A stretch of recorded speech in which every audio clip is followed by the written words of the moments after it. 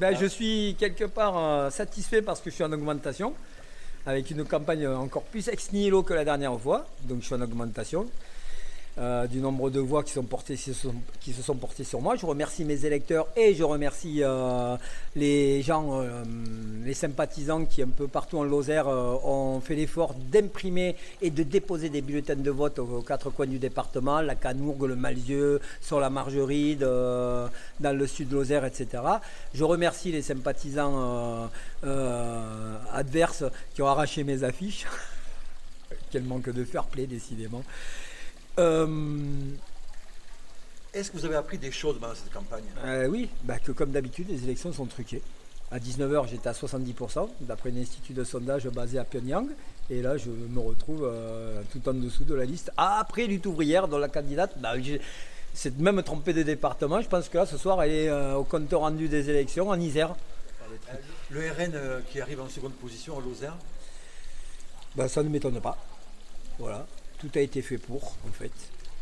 La manipulation de l'électorat a été dans ce sens. Voilà. Et je parle au niveau national parce que je pense qu'au niveau national, je n'ai pas encore les chiffres, mais je pense qu'au niveau national, le RN sera soit premier, soit second. Voilà, c'est une surprise de polichinelle, en fait. Personne... Et est-ce que tu donnes une consigne de vote? C'est difficile la consigne de vote, parce que la consigne de vote, en fait, ça peut être quelque part une insulte à l'intelligence du citoyen. De l'électeur. Donner des consignes de vote, moi je pense que c'est... Non, je pense qu'il faut faire confiance à l'intelligence collective et que chacun, avec sa propre conscience, est capable de juger, de décider qui doit prendre les rênes dans ce pays, quoi. Enfin, les rênes, entre guillemets, hein, en tout cas l'Assemblée. Et puis, jamais 203. Ça va être dissous, l'Assemblée va être dissoute d'ici un an, donc tu peux te représenter. Sauf si le grand timonier décide que ça soit dissous tous les 6 mois, je me représenterai tous les 6 mois. Mais sinon, effectivement, je dis aux électeurs, rendez-vous dans 3 ans.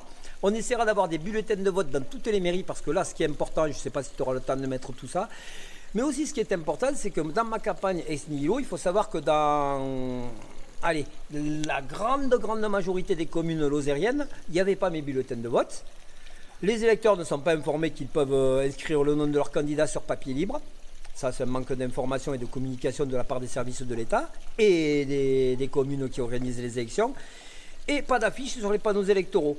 Donc, à part la Lozère Nouvelle, le Midi Libre et les radios, enfin les quelques médias locaux que nous avons en Lozère, je n'ai aucune plateforme pour faire connaître mes idées et ma candidature.